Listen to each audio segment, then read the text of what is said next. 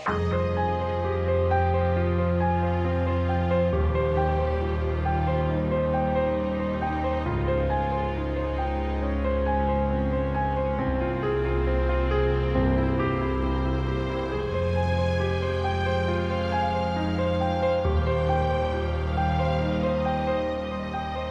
عليكم. Docteur El-Qadiri Bouchiche Mohamed, radiologue et radioisotopiste. Aujourd'hui, nous allons traiter un sujet très important, crucial, voire d'extrême importance, à savoir le goitre multinodulaire et les nodules de la thyroïde. Pourquoi si important que ça? Au moins pour 3 raisons. Premièrement, parce que ça atteint une glande très importante, indispensable et essentielle pour le bon fonctionnement de l'organisme, qui régule quasiment toutes les fonctions, tous les organes et tous les systèmes au niveau du corps. À tel point qu'on la nomme le starter ou le thermostat ou le régulateur de l'organisme. Si elle fonctionne beaucoup, par excès, le tout peut fonctionner au niveau du corps par excès. Si elle fonctionne par défaut, le tout peut fonctionner au ralenti. Deuxièmement, parce que c'est une maladie ou c'est une pathologie extrêmement fréquente à travers le monde, qui atteint essentiellement le sexe féminin, on estime que pratiquement 50%, une femme sur 2, à partir de l'âge de 50 ans, aura des nodules ou un goitre multinodulaire. Et cette fréquence augmente avec l'âge. Je vous signale que ce sont des statistiques de l'OMS, de l'Organisation mondiale de la santé. Donc, d'après l'OMS, au moins une femme sur 2 à partir de l'âge de 50 ans aura des nodules ou un goitre multinodulaire.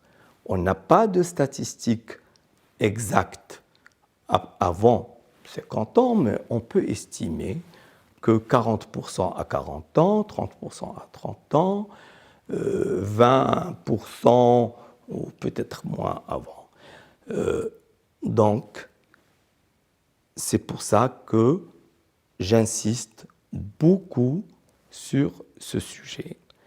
Troisième point, c'est parce que l'ablation ou l'extraction inutile, sans indication ou à tort de cette glande essentielle, indispensable au bon fonctionnement de l'organisme, peut prédisposer le patient ou surtout la patiente à un inconfort à vie physique et psychique malgré la prise d'un traitement substitutif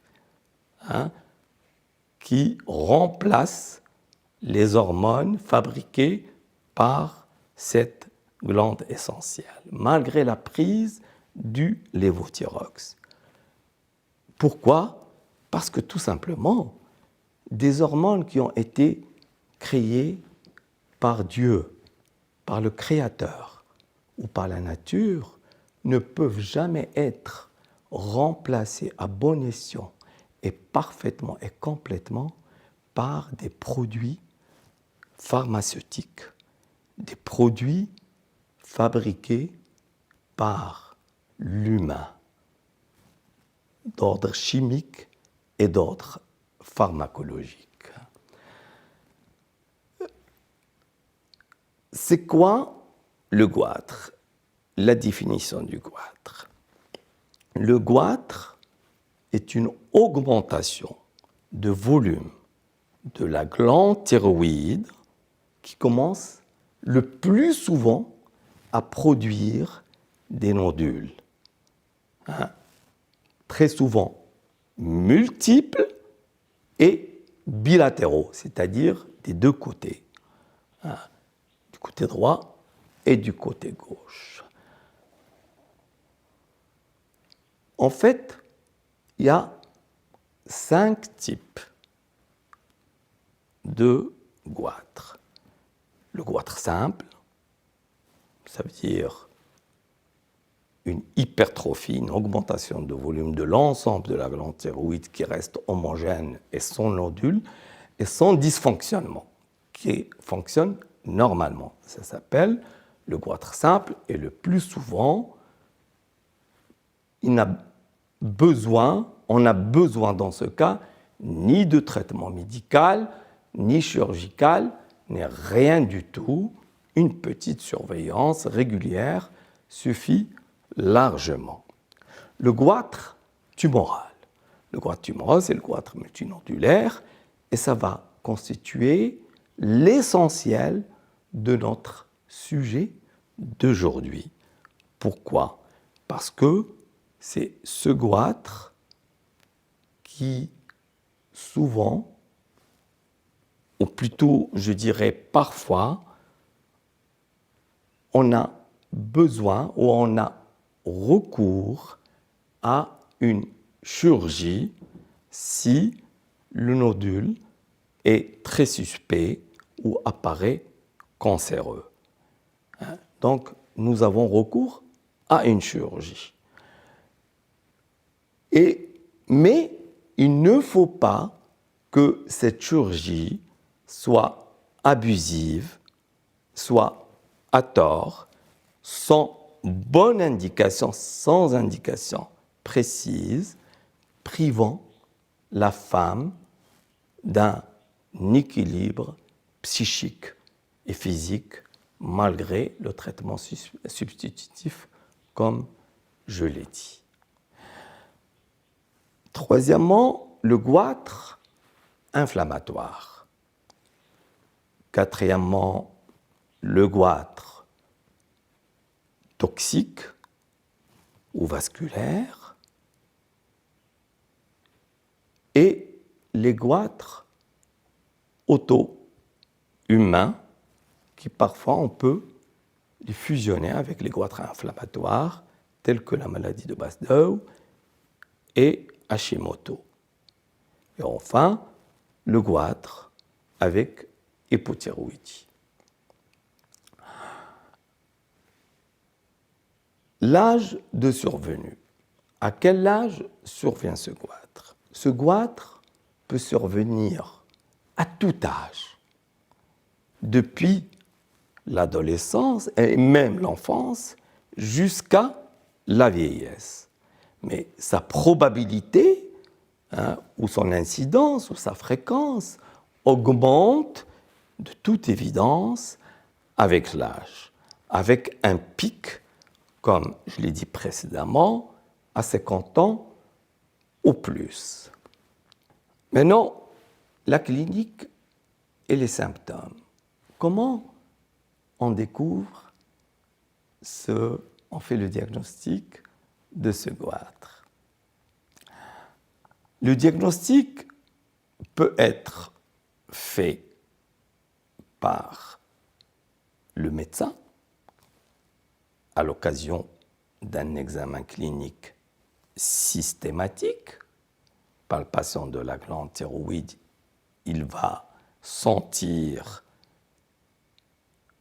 une grosseur localisée ou une hypertrophie diffuse de la glande, où il va sentir des nodules multiples, des protubérances multiples au niveau de la glande. Parfois, le malade lui-même peut remarquer une grosseur au niveau de la face antérieure du cou, car la thyroïde est située à la base du cou, en dessous de la pomme d'Adam. Et du coup, il va consulter le médecin. Parfois, le goitre est tellement grand qu'il devient très évident. On peut le voir même à distance. Et si vous avez déjà fréquenté un peu les zones montagneuses, vous avez remarqué qu'il y a des gens qui ont des goitres énormes, qui tombent en tablier sur la partie supérieure du thorax, mais qui vivent normalement parce qu'il s'agit d'un goitre tout à fait bénin, compatible avec une vie normale et qui n'entraîne aucune complication, ni fonctionnelle, ni dysfonctionnement de la glande, ni mécanique. Donc, il vit avec jusqu'à la mort, même s'il vit jusqu'à un siècle ou plus. Et c'est des cas quand même qui ne sont pas rarissimes dans les zones montagneuses. Parfois, le diagnostic se fait à la suite de signes de dysfonctionnement de la glande thyroïde. On a dit que cette glande, c'est le starter de l'organisme.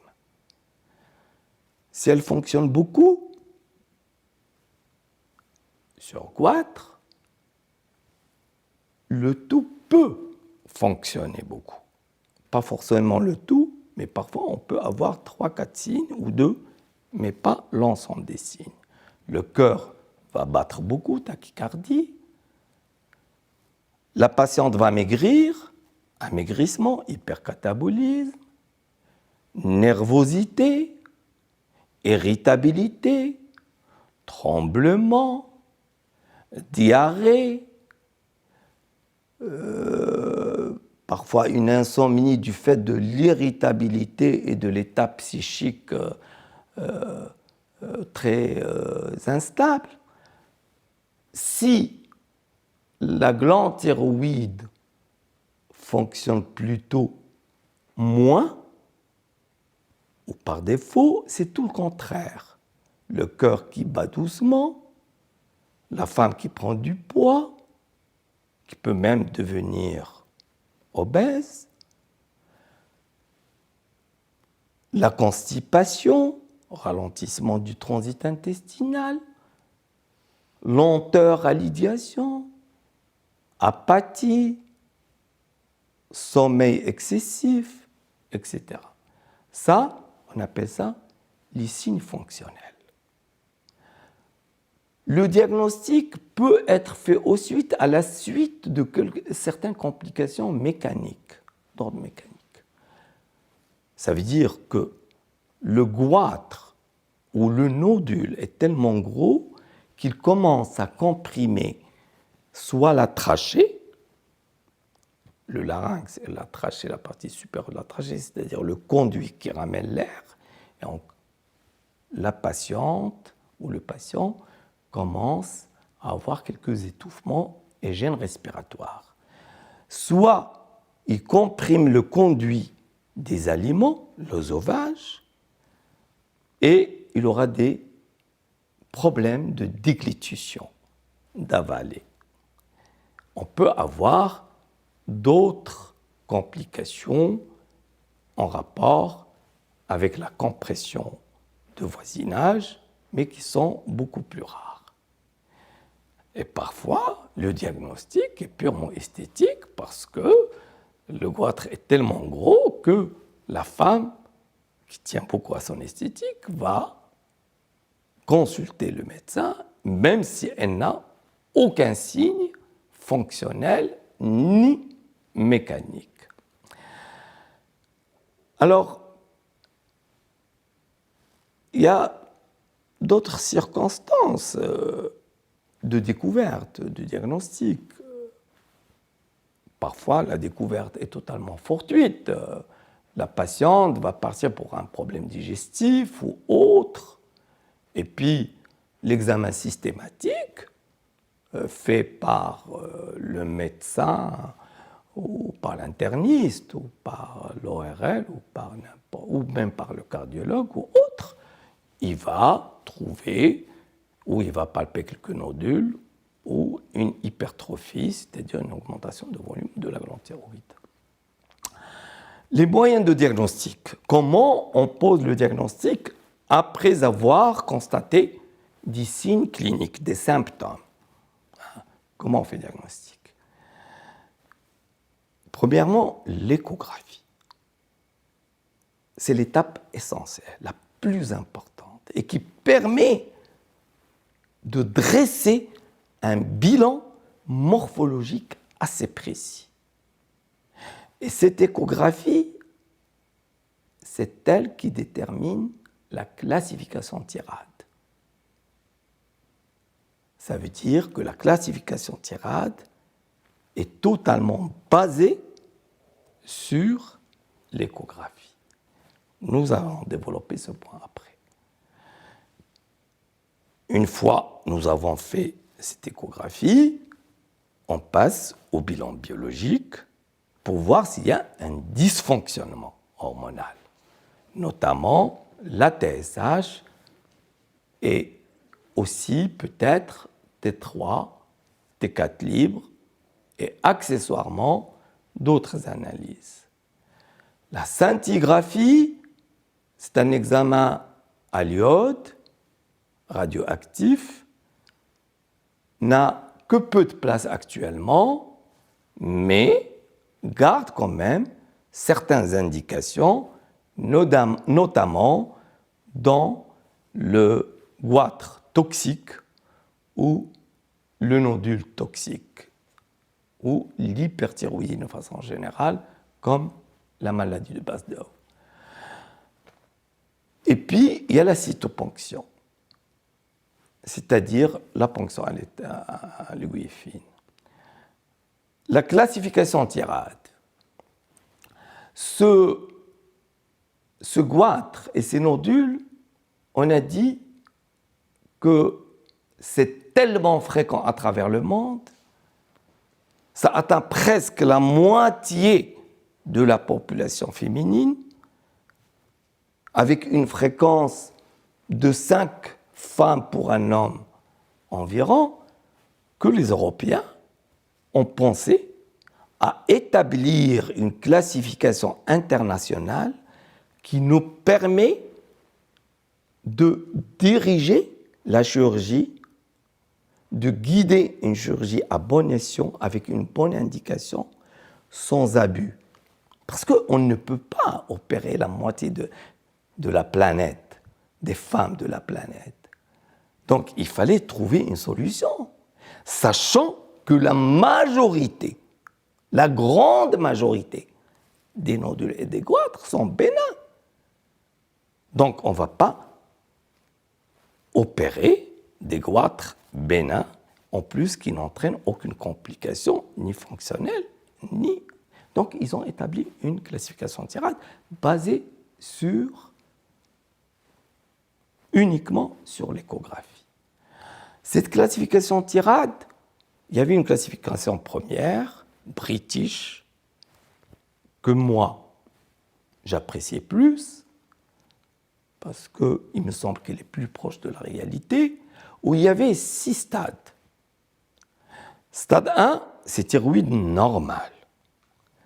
Stade 2, c'est un nodule bénin à 100%, ayant besoin peut-être d'une surveillance très espacée, mais la surveillance n'est pas destinée pour ce nodule bénin, mais c'est pour voir s'il y a apparition d'autres nodules qui peuvent être suspects. Stade 3, nodule un peu suspect, auquel cas il faut faire une surveillance échographique régulière. Par exemple, au début, on peut faire ça tous les ans. Et puis, si ça ne change pas trop, on peut estimer ou passer à une surveillance tous les 2 ans.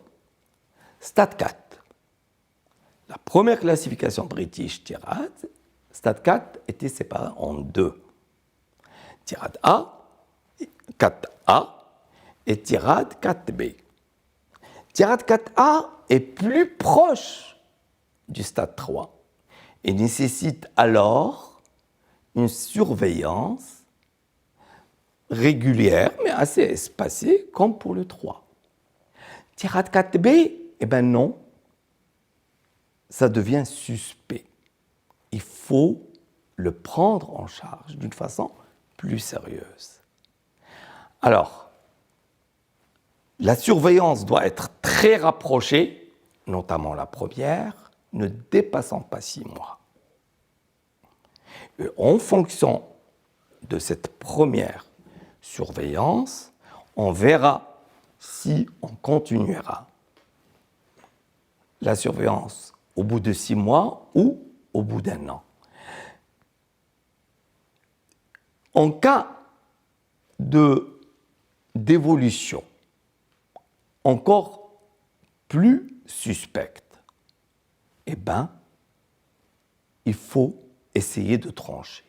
Dans ce cas, on va passer à la cytoponction à l'aiguille fine, c'est-à-dire prendre quelques cellules du nodule 4B suspect et l'envoyer au microscope. Si le microscope répond malin, et ça ne dépasse jamais 10 à 20% selon les séries et selon les pays, eh ben, on va opérer. Si le microscope répond suspect ou très suspect, vaut mieux opérer. Si le microscope répond bénin, eh bien dans ce cas, on va respecter et préserver la glande à cette patiente qui n'a pas besoin de se priver d'une glande essentielle. Le stade 5. Le stade 5, la probabilité de nodules cancéreux est très importante. Dans ce cas, il vaut mieux commencer aussi par la cytoponction pour avoir la certitude histologique avant d'opérer. Mais à la limite, si on a un stade 5 avec des signes échographiques très importants en faveur de la malignité et qu'on opère, ce n'est pas un tort. Même si à la limite, après l'intervention, il se révèle que ce n'est pas un cancer, ça ne serait pas une erreur. L'erreur, c'est quand on sait que c'est un stade 2 bénin à 100% ou un stade 3 très peu suspect ou même un stade 4A et on l'opère à tort, privant la femme d'une glande essentielle pour le bon fonctionnement de l'organisme et privant parfois une jeune femme ou une jeune fille, future femme, d'enfanter. Voilà.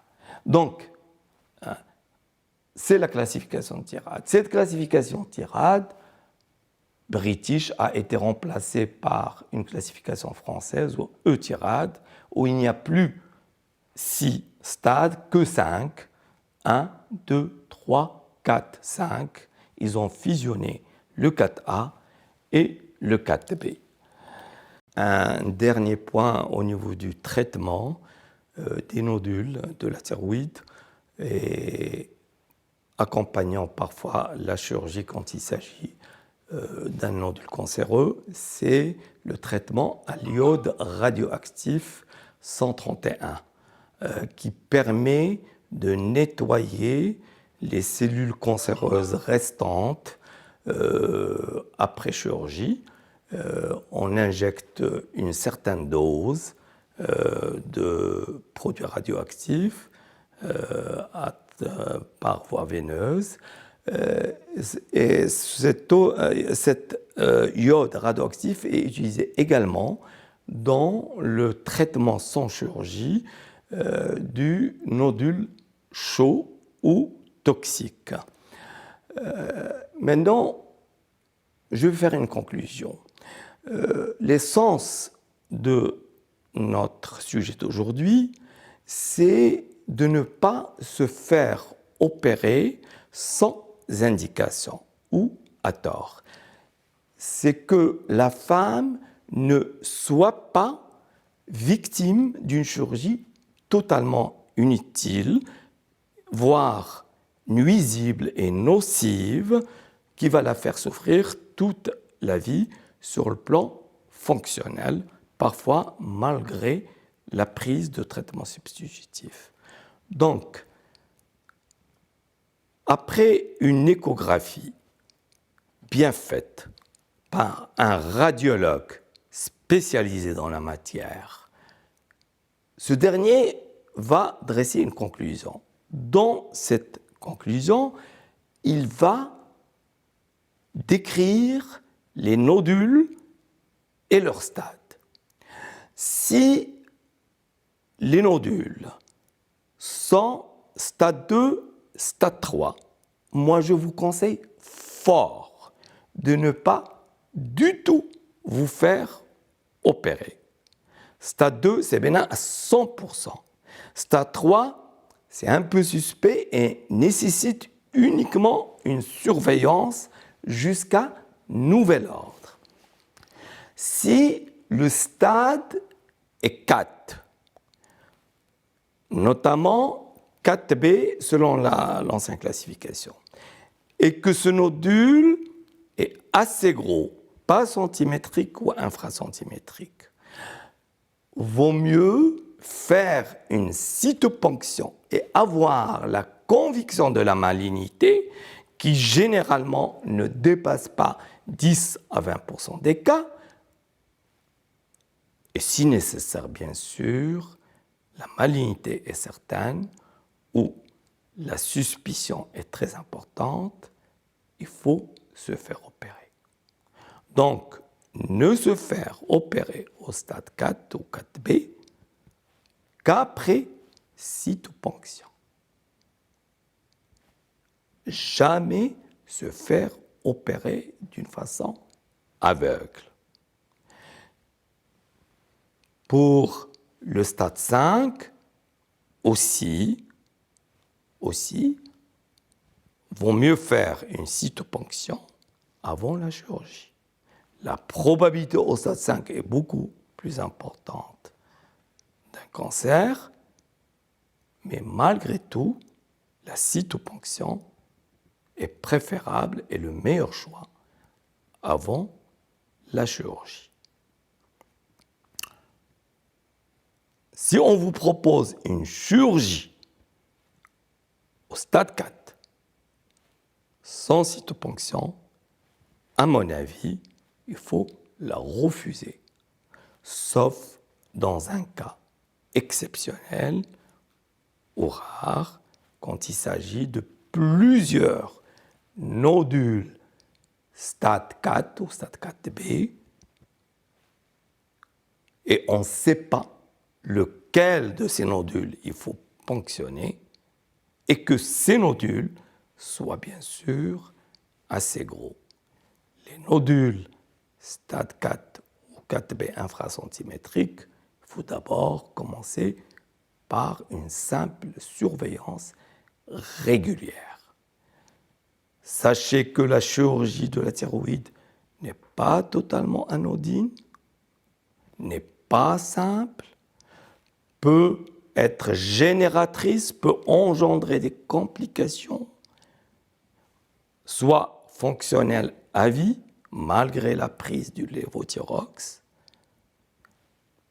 soit quelques complications immédiates qui peuvent être redoutables, comme l'atteinte des nerfs récurrentiels aboutissant à la perte partielle de la voix ou totale, ou à l'atteinte des glandes parathyroïdes qui contrôlent le calcium avec des troubles d'excitabilité des muscles et d'électricité à vie.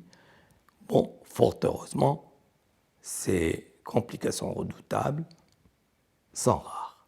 Donc, essayez, mesdames, de préserver votre glande au maximum et le plus possible et ne faire l'ablation ou n'accepter l'ablation et l'extraction que si c'est indispensable, nécessaire et incontournable, avec des preuves histologiques, microscopiques, pour avoir une vie saine et normale. Car c'est une glande indispensable pour le bon fonctionnement de tout l'organisme. Et comme j'ai dit, c'est le starter, c'est le régulateur, c'est le thermostat de l'organisme.